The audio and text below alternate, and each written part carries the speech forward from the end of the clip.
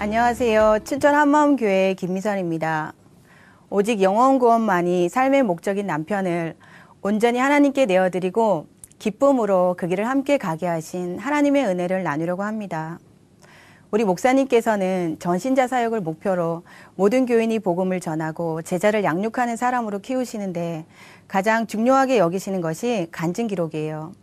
성도들은 예배 때 은혜 받은 말씀을 기록하여 목사님께 보내고 목사님께서는 그 간증들을 통해서 교회에 역사하신 성령님의 역사를 확인하시죠. 목사님께서는 설교 중에 가끔 이런 말씀을 하세요.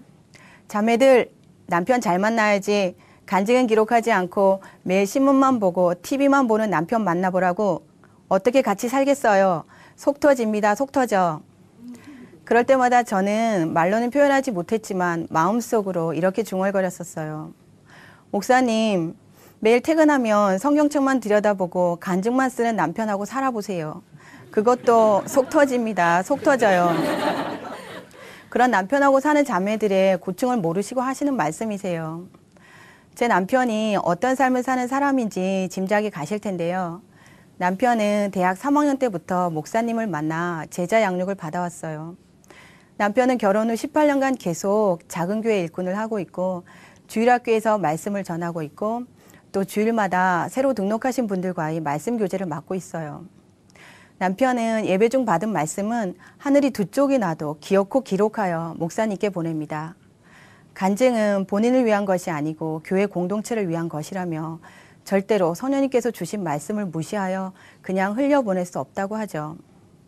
어떻게 들으면 이런 남편을 둔 것 자체가 하나님의 은혜이고 당연히 하나님께 내어드려야지 하겠지만 저는 이런 남편 때문에 시험에 드는 일이 무지하게 많았어요. 남편은 늘 교회에 바빠서 아이 양육이나 집안일을 할 시간이 없었기 때문이에요. 제가 남편을 만난 곳은 첫 발령지인 작은 산골학교예요. 남편은 저를 1년간 지켜보았어요. 저는 불신자였기 때문에 저 여선생이 복음을 받고 예수님을 믿을 수 있을지, 나와 결혼해도 될 자매인지 예수님 얘기로 1년간 저를 계속 찔러댔어요. 그런데 저는 어려서부터 불교 집안에서 자랐고 예수님은 우상화된 허상이라고 생각했기 때문에 전혀 씨가 먹히지 않았죠. 그렇지만 저를 좋아하는 남편의 진심을 알게 되어 남편의 사랑 때문에 신앙생활을 시작하게 되었어요. 결혼 후 곧바로 임신이 되었어요.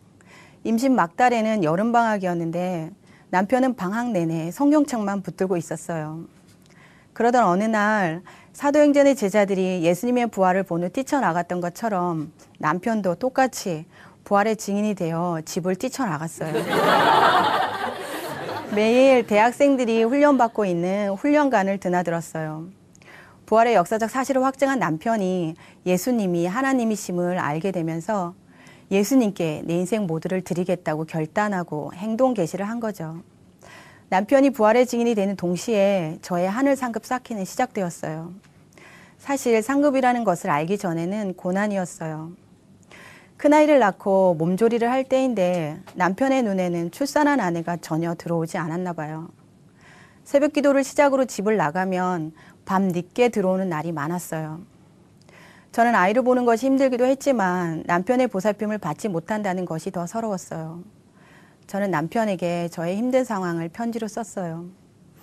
편지를 읽은 남편은 이러더라고요.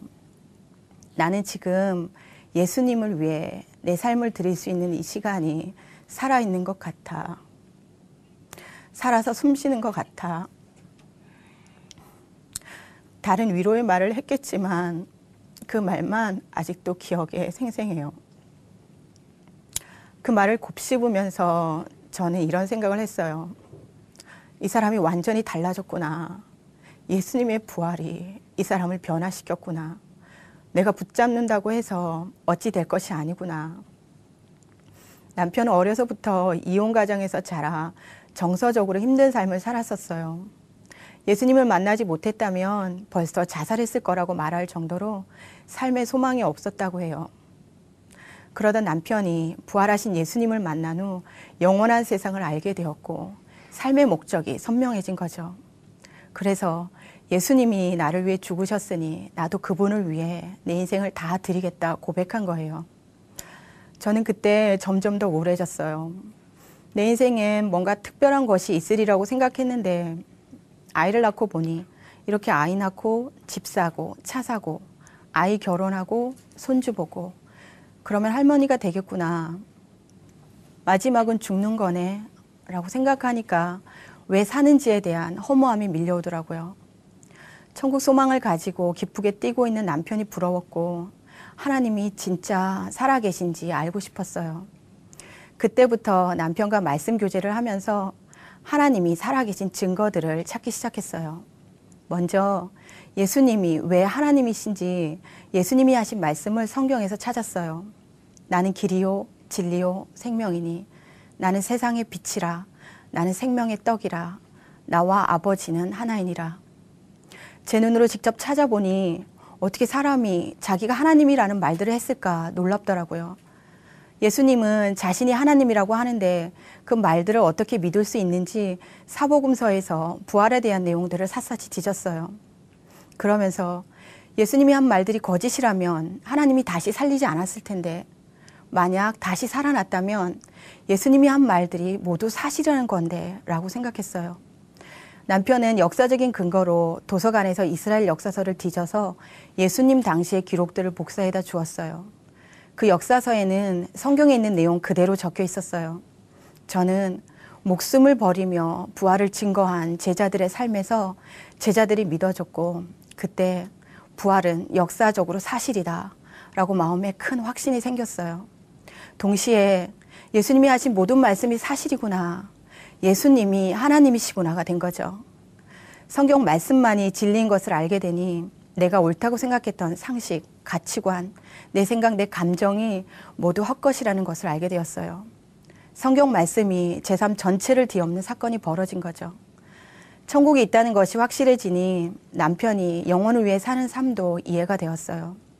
제가 부활하신 예수님을 믿게 된 간증을 했을 때 가장 기뻐한 사람은 아마도 남편이었을 거예요. 그 이후 둘째를 낳고 연년생인 셋째를 낳게 되었어요. 셋째를 낳은 후 친정에서 한 달간 몸조리를 하고 집에 왔을 때에는 여름 수련의 기간이었어요. 그날도 남편은 지체들과 말씀 교제를 하느라 밤 늦게까지 들어오지 않았어요. 5살 된 큰아이를 먼저 재운 후 16개월 된 둘째는 없고 막내는 유모차에 태워 잠을 재우느라 거실을 왔다 갔다 하고 있었는데 취침등만 켜놓은 컴컴한 거실에서 남편도 없이 저 혼자 그러고 있으려니 서글퍼졌어요. 지금 남편은 기쁨 충만으로 복음을 전하고 있을 텐데 나는 뭐 하고 있는 건가 생각하니 눈물이 저절로 흐르더라고요. 그런데 번뜩 이런 생각이 드는 거예요. 하나님의 위로였죠. 내가 아이를 봐달라고 남편을 호출한다면 지금 남편에게 복음을 듣고 있는 사람은 나 때문에 복음을 듣지 못하게 되는 거잖아. 내가 아이를 보는 것이 남편이 복음을 전할 수 있도록 하는 거네. 그렇다면 내가 하는 이 일이 복음을 전하는 것과 같이 중요한 하나님의 일이잖아. 아이를 보는 것도 하나님의 상급을 받겠구나. 이런 생각이 드니 힘들었던 마음이 거짓말처럼 눈 녹듯이 사라져 버렸어요. 그 몇 분 순간 힘들어서 흘렸던 눈물이 감사의 눈물로 바뀐 거예요. 저는 그 이후 아이를 키우는 것이 제가 감당해야 할 하나님의 사명이라는 생각으로 아이를 키웠어요.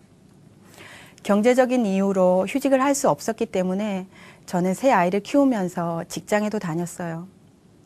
그나마 시부모님들께서 아이들을 키워주시고 집안일을 해주셔서 가능한 일이었죠. 밤에는 아이들 모두 저와 떨어지지 않으려 해서 5명이 함께 한 방에서 잤는데 밤사이 새 아이들은 번갈아 가며 깨는 거예요.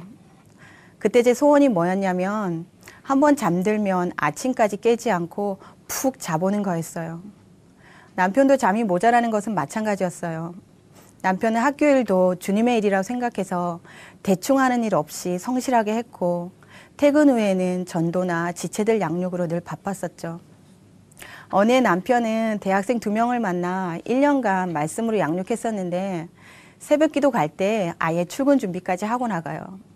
새벽 기도 후에 교회에서 지체들과 함께 아침을 먹고 학교로 출근했다가 퇴근하면 곧바로 캠퍼스로 직행. 그리고 청년들과 저녁밥을 먹고 함께 지내다가 집에 들어왔어요.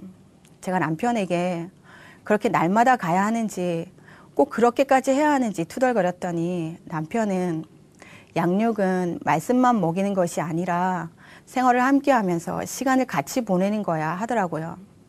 그래서 제가 이렇게 말했었어요. 아니, 대학생들과는 시간을 함께 보내고 양육하면서 그럼 우리 아이들은 뭐야? 우리 아이들은 왜 방목하는 거야? 우리 아이들부터 양육해야지. 제가 이렇게 말할 정도로 우리 아이들은 아빠와 함께하는 시간이 많지 않았어요.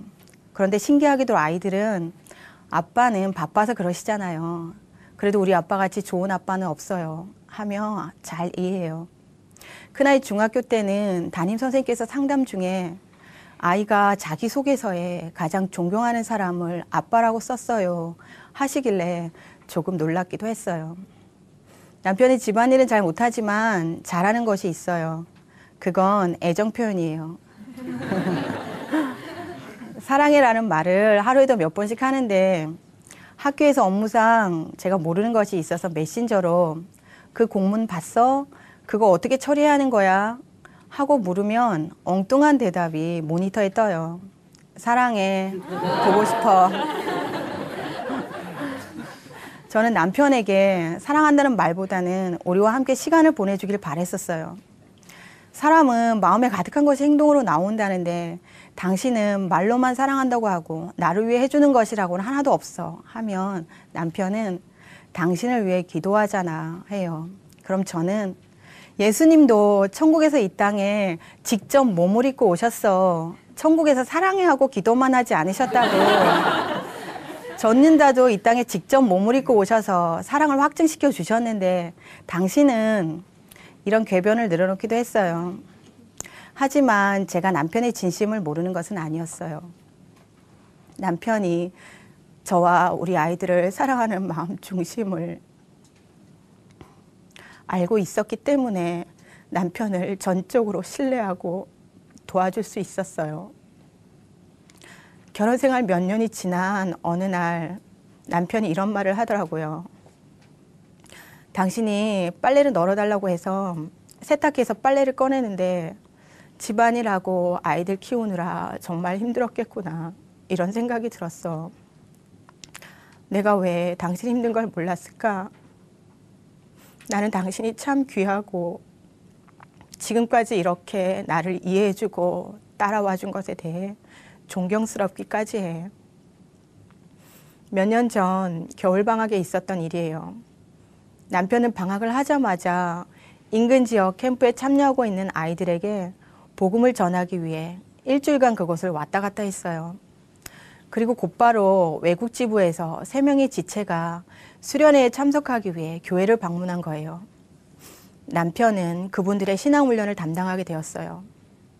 아침에 눈 뜨자마자 외국 지체들이 있는 숙소로 갔다가 하루 종일 외국 지부와 지내고 자정이 넘어서야 집에 들어오는 거예요. 아이들이 일어나기도 전에 나갔다가 잠든 후에 들어오니까 거의 3주간은 아이들은 아빠 얼굴을 제대로 보지 못한 거죠. 하루는 수련회 예배가 끝나고 돌아오는 차 속에서 중학생이었던 큰아이가 이러는 거예요. 엄마, 저 오늘 오랜만에 아빠 봤어요. 어디서? 예배당 안에 앉아있는데 제 옆을 지나가시더라고요.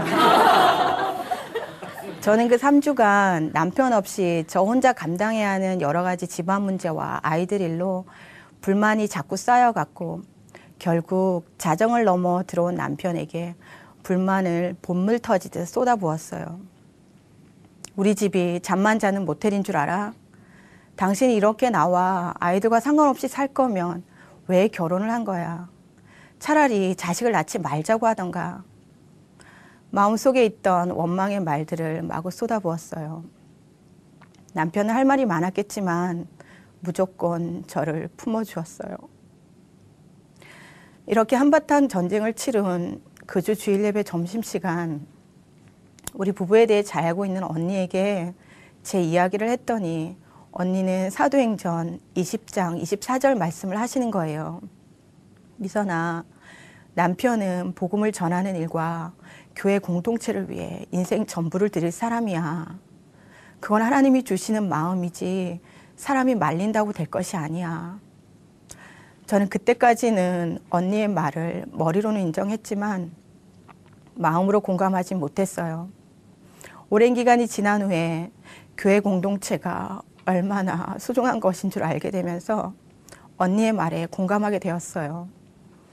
집에서 남편의 모습을 떠올리라면 당연히 딱 한 가지 모습이에요. 컴퓨터 앞에 앉아 간증을 기록하는 모습. 그런데 하루는 저녁 시간 내내 침대에 누워서 휴대폰을 붙잡고 있는 거예요.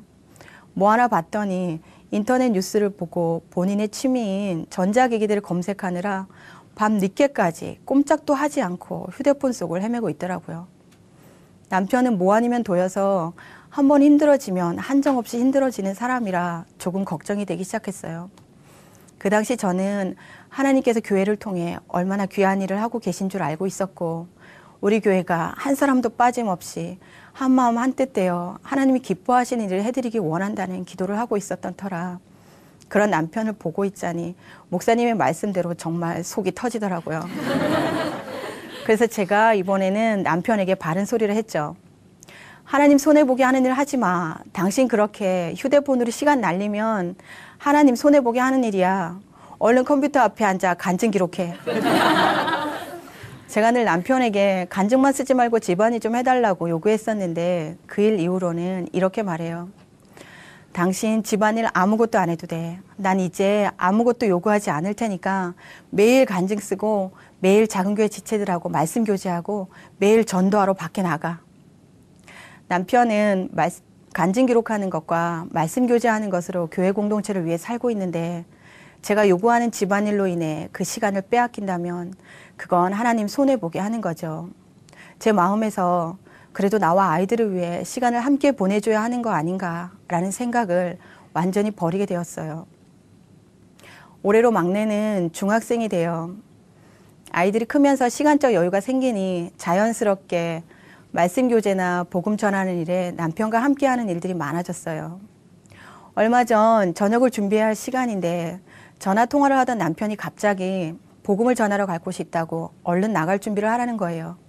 서둘러 저녁 준비를 마치고 막내가 언제쯤 오냐고 묻길래 10시 전에는 올 거야 하며 시작한 모임이 11시 30분이 넘어서 끝났어요. 밤늦게 돌아와 몸은 피곤했지만 하나님이 기뻐하시는 일을 해드렸다는 생각에 너무 감사했어요. 요즘 작은 교회에는 새로 오신 분들이 많이 계셔서 우리 부부는 말씀교제 모임으로 바쁜 나날을 보내고 있어요. 그분들을 위해 중보기도를 하다 보면 그분들을 향한 하나님의 마음이 느껴져 눈물이 납니다. 어떤 분께서 저는 자매님 부부를 보기만 해도 보는 즉시 힘이 납니다 라며 고마워하시는 내용의 메일을 주신 적이 있는데 우리 부부가 함께하는 것만으로도 힘이 된다니 오히려 제가 더 고맙더라고요. 겨울방학이 되면 다른 사람들은 여행 계획에 바쁜데 남편의 스케줄은 온통 교회 일정에 맞춰져 있어요. 아니나 다를까 우리 이번 겨울방학 1월 한 달은 지체들 양육을 위해 올인하자. 저녁마다 저녁 기도에 참석하고 월요일 오전에는 새신자 부활책자 모임, 화요일부터 금요일 오전에는 작은 교회 간증 나눔 모임을 우리 집에서 갖자 하길래 그건 너무 무리야. 어떻게 이렇게 날마다 움직여 하고 태클을 걸었다가 곧바로 회개하고 주인님 마음 받은 대로 움직이세요. 머리가 하는 대로 따라가겠습니다 했죠. 하나님께서는 지체들 성장을 위해 올인하는 삶에서 여행에서 얻는 기쁨보다 100배의 기쁨을 주시더라고요. 올해로 우리 부부는 결혼 생활이 19년째 접어드는데요. 결혼 생활을 하면 할수록 더욱 선명해지는 것이 있다면 예수님께서 우리 부부에게 주신 사명은 생명을 들여 복음을 전하는 거예요. 부부가 함께 하나님께 초점 맞추고 교회 공동체를 위한 삶을 사니 진정한 하나님의 축복을 누릴 수 있었어요. 우리 부부가 한 마음으로 사명을 감당하게 해주신 하나님께 모든 영광을 돌려드립니다. 감사합니다.